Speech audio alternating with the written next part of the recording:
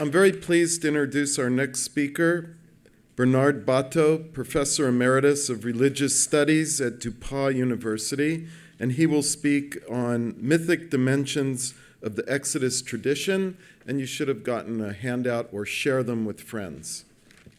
Please. Thank you.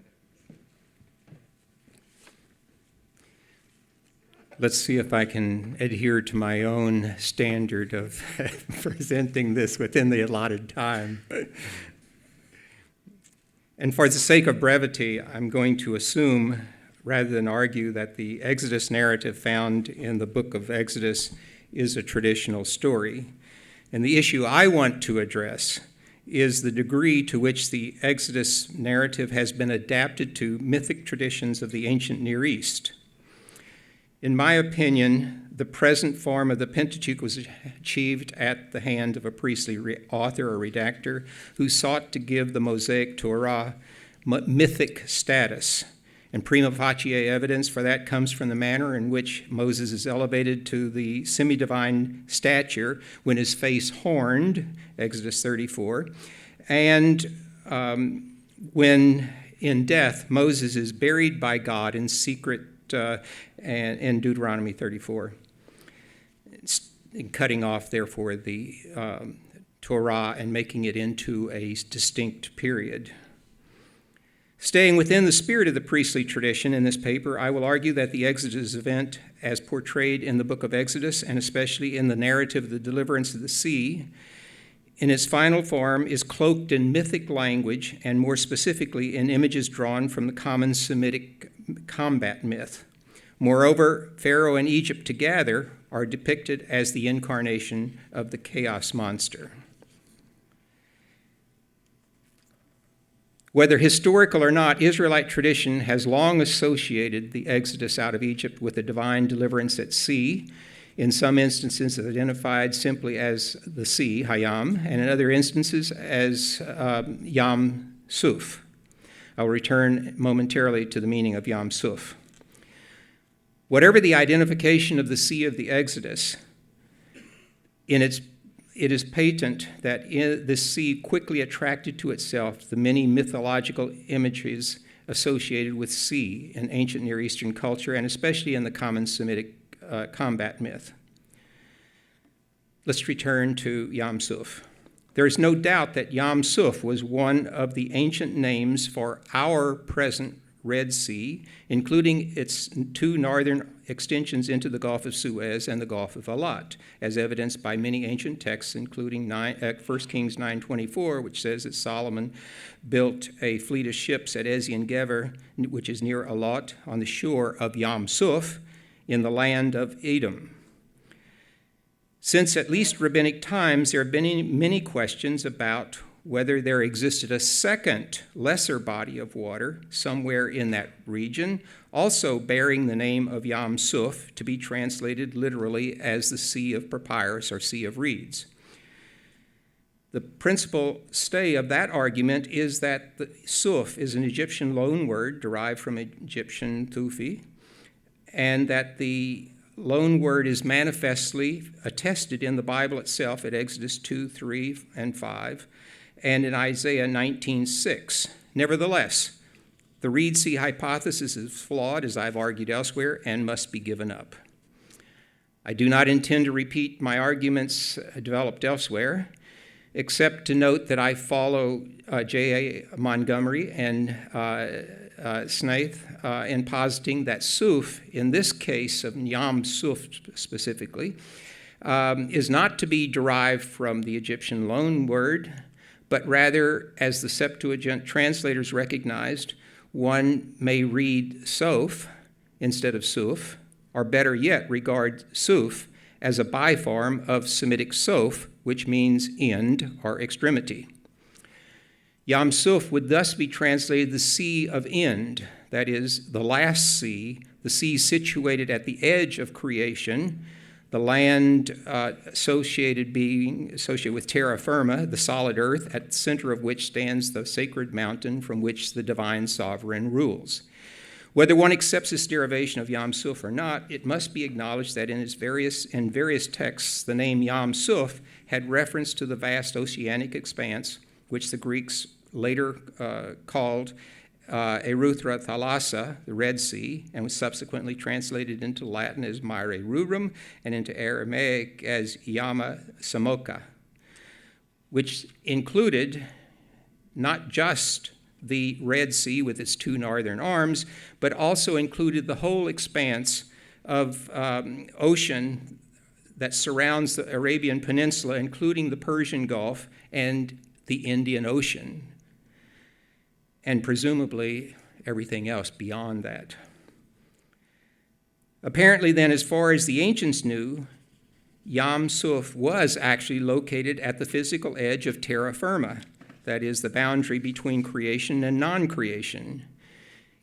It would have been very appropriate to the ancient mythic mind that these waters be labeled the Sea of End, that is, where creation ceases and non-existence takes over.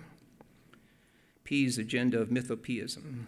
Turning now to the Exodus narrative itself, I will concentrate attention primarily on the priestly tradition, as it is in P that the combat myth is most deeply entrenched. The priestly writer's agenda is most obvious when the P stratum of the Pentateuch is separated out from the other strata. And I have a section here, which I'm going to skip, on how the Exodus event is portrayed in J and E. Just note that those are more ancient than P, and that in leaving Egypt, those sources say that they didn't go directly to Canaan, but set out in the direction of Yam Suf. Whether they reached Yam Suf or not is unclear, but Pharaoh's army catches up with them, and their God somehow causes the Egyptian chariotry to panic, and they flee headlong into a temporarily dried seabed and drown the entire Egyptian force. P recasts all of this and sees it as an act of creation. It is unclear whether the Israelites actually crossed the sea in J and E, or even that they reached Yam Suf, the Red Sea, but there is no doubt that when it comes to the P tradition, P clearly has the Israelites crossing on dry ground right through a divided or split Red Sea with walls of water to the right and walls of water to their left, Exodus 14, 15, and 16, and 21. Yahweh said to Moses, "Raise your rod, extend your hand over the sea, and split it. And Israel's sons will go into the sea's midst on dry ground." Moses extended his arm over the sea, and the waters were split. And Israel's sons entered into the sea's midst on dry ground, the walls of water on their right and on their left. Skipping a bit. And the waters returned and covered the chariotry and the horses of Pharaoh's force coming after them into the sea. But Israel's sons had walked on dry ground in the sea's midst, and the water for them being a wall on their right and one on their left. There can be no doubt that the sea that P has in mind here is Yam Suf, that is, the Red Sea.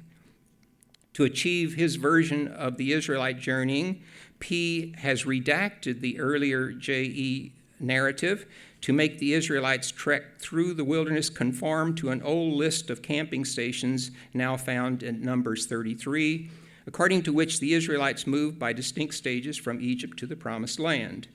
P made one major change, however. He telescoped the camping stations at the Sea of Crossing in Numbers 33:8, and the one at the Red Sea in Numbers 33:10 into a single station. To accomplish this, P had to suppress the second station and transfer its name Yam Suf that is Red Sea, to the first sea, that is the sea that the Israelites were said to have crossed some 3 camping stations earlier. This telescoping of the 2 seas into a single event was a deliberate stratagem by which to reinterpret the Exodus as an extension of Yahweh's combat against the sea, and that in turn is a continuation of the ancient combat myth. Yahweh's combat against the sea is a topic that has been addressed many times, both by supporters and detractors, and I cannot delay here over that except to note that I have recently examined the evidence for combat myth in the Hebrew Bible and have once again concluded that combat myths are authentically present in numerous biblical passages. For instance, in Habakkuk 3, 8-10, is not your wrath, O Yahweh, against river?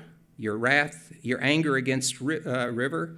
Your ire against sea? When you drive your horses, your chariot of salvation? You unsheath your bow, the mountains see you and quake. Abyss cries aloud. With your horses you trample sea, the raging of mighty water. It is patent that Habakkuk 3 has in view here the deliverance at the sea and the Jordan crossing. Both events homogenize the extension of Yahweh's combat against the chaotic sea. Here, the boundary between myth and history has been almost totally obscured. And similarly, in Psalm 74, composed in the shadow of the Babylonian exile, or the Babylonian destruction of the temple, the psalmist attempts to rouse God's anger by contrasting his present apparent inaction with the awesome events in primordial time in defeating the chaos monster.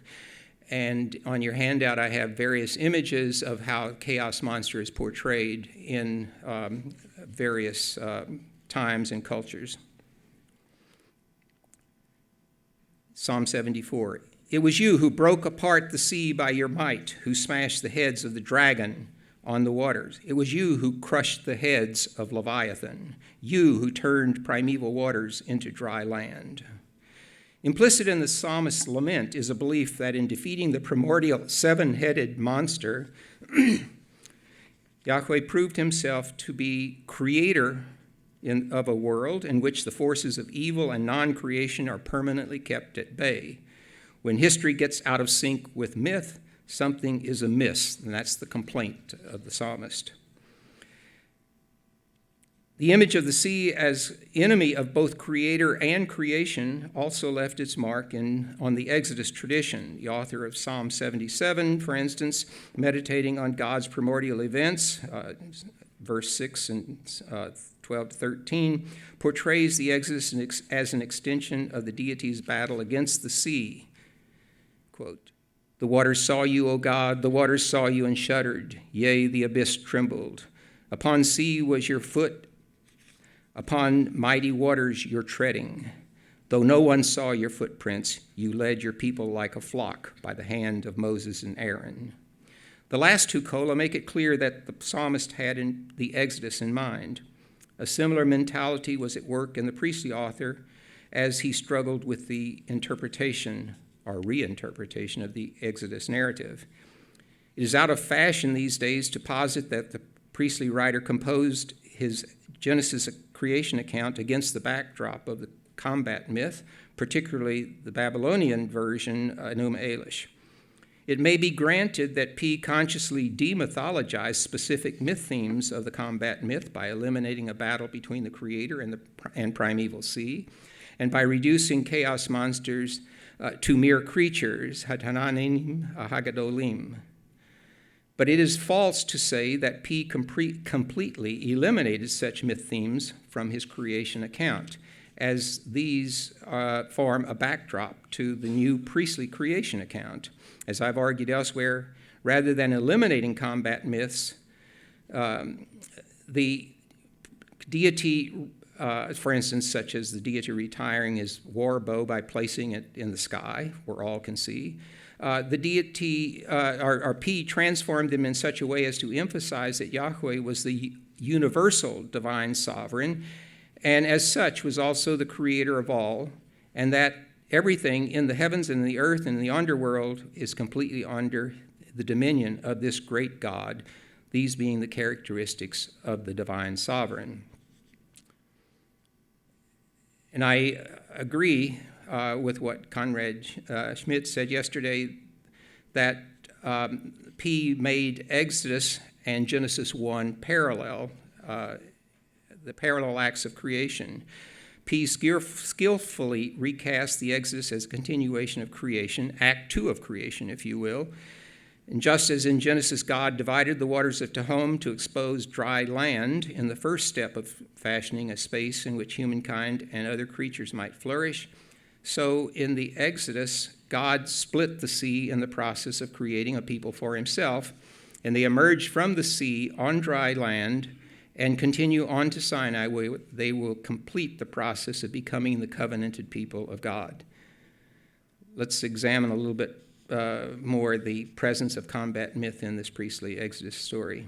First is P's identification of the sea of crossing as Yam Suf. P understands that as sea of end, that is the place where creation ends. Yam Suf thus carries connotations of non-creation, of non-existence. To the mythic mind, Yam Suf is but another name for the chaotic sea against which the divine sovereign battled in primordial times, elsewhere named Tiamat, Yam, Lothan or Leviathan, Rahab, and many other labels. Again, here, look at some of the photos or some of the pictures that I have on the handout. By whatever name the primeval sea is pierced, split, slain, or otherwise tamed by the divine sovereign, and in the process a sustainable life bubble or Lebensraum is established by which, or in which both celestial and terrestrial beings may live an orderly, secure existence, what the Greeks call cosmos. P twice used the term baka, to split, to describe Yahweh's action against the sea, Exodus 14:16 and 14:21. And let's look at that combat myth in the sea, Song of the Sea now. Most scholars consider the Song of the Sea to have been originally independent. Whatever its status, P certainly uses this for his own purposes. As he found it very appropriate for his agenda of transforming the Exodus into a second act of creation following the pattern of the combat myth. It has been observed many times that within the sea itself, the sea is not so much the sea is as much Yahweh's opponent as is Pharaoh in Egypt, if not more so. At the blast of the deity's nostrils, the waters piled up, the waters stood in a heap, the waters congealed in the heart of the sea, Exodus 15:8. One is reminded of the priestly statement in Genesis 1 that the breath or wind of God in Genesis 1 churned the abyss to home as God began to create, and thus presumably was instrumental in causing dry land to appear. Just as in Genesis 8, also a P account, presumably, it was the wind or breath from the deity that dried up the flood waters and allowed dry land to appear once more. One is also reminded of the Ugaritic Baal myth in which Yam is defeated, and the bottom of the sea became visible, the result of a splitting, probably. Most famously, there is a cleaving in twain of Tiamat in Enuma Elish. The Song of the Sea is replete also with other terms associated with the divine sovereign's battle against primordial sea, for instance, Tehomot, Metzolot, and others. And then there is the controverted line in 15:16 about the passage of Amzu Kanita, which may be translated either as the people whom you acquired or the people whom you created, depending on the meaning one attaches to Kana. I think a strong case can be made for the meaning of to create, in addition to the common meaning of to acquire. If correct, then the case is strengthened for positing that the Exodus narrative in the final priestly redaction has been transformed into a second creation account, as not only the conceits of the combat myth, but also a vocabulary of creation is present in the narrative. The Israelites emerged from the split sea as the people whom Yahweh created for himself. There's one final myth theme in the song that derives from the combat myth. The song concludes with the Israelites firmly planted on Yahweh's holy mount in the shadow of the eternal throne of the divine sovereign in 15:17-18. The combat myth climaxes with the building of a sanctuary or palace for the divine sovereign, from which he then rules the newly established cosmos and maintains divinely imposed order over all, whether in the heavens or on the earth or the underworld. Whatever the identity of the divine sanctuary originally envisioned in the song, the priestly writer makes this mountain to be Sinai, temporarily and then permanently Jerusalem, the sanctuary that Yahweh chose as his eternal resting place, as it says in Psalm 132. Now I go to Pharaoh and Egypt as the incarnation of the chaos monster. Despite all the evils that Assyria and Babylon inflicted upon Judah and Israel, they could be forgiven by the Israelite prophets and theologians because they were merely God's instruments for punishing God's people for their many sins, but not so for Egypt. Ezekiel especially blames Egypt for corrupting Israel because Egypt was responsible for the original sin of the Israelites that led to their ultimate downfall, that is, that they learned idolatry in Egypt. Exodus 27:8 says, "Cast away the detestable things your eyes feasted on, every one of you, and do not defile yourself with the idols of Egypt." But they would not listen to me. They did not forsake the idols of Egypt. So in their youth, they acquired an addiction to apostasy, which they were never able to give up, as in the allegory of Aholah and Oholiba in Exodus, it's not Exodus, in Ezekiel 23. The prophet finds Egypt's corrupting influence so pervasive that he charges Pharaoh with being the chaos monster, a charge laid out in the first of 8 oracles against Egypt in Ezekiel 29:3. "But I am against you, Pharaoh, king of Egypt, the great dragon that lies in the midst of his Niles, that says, 'My Nile is my own, I made myself.'" The great dragon, Hatanim Hagadol, is, of course, the primeval watery monster known from the combat myth. It may have had the form of a crocodile, as Gary Rensburg suggested, but it also was much larger than that, as Genesis 1:21 would suggest. Naming Pharaoh the great dragon is the prophet's not too subtle way of contradicting Egyptian claims that the Pharaoh is the incarnation of Egypt's chief god, frequently regarded also as creator. Pharaoh's statement, "I made myself," likely alludes to the Pharaoh's claim to being the creator, just as his words, "The Nile is my own," seems to imply not just ownership, but also creation of the Nile. So what the prophet is charging is that the Egyptian, he's turning the Egyptian hubris on its head. He says Pharaoh is not so much the creator as he's the anti-creator. And what he creates are his Niles. And we know that in a similar passage in 32:2, the word rivers is used in parallel to the seas. So this is an allusion to the river, the seas in which the dragon dwells, the allusion to Yam and Nahar, prince sea, judge river, the opponents of Baal in the Canaanite combat myth, could hardly be more obvious. Egypt and Pharaoh are in league not with the forces of creation, but with the forces of chaos.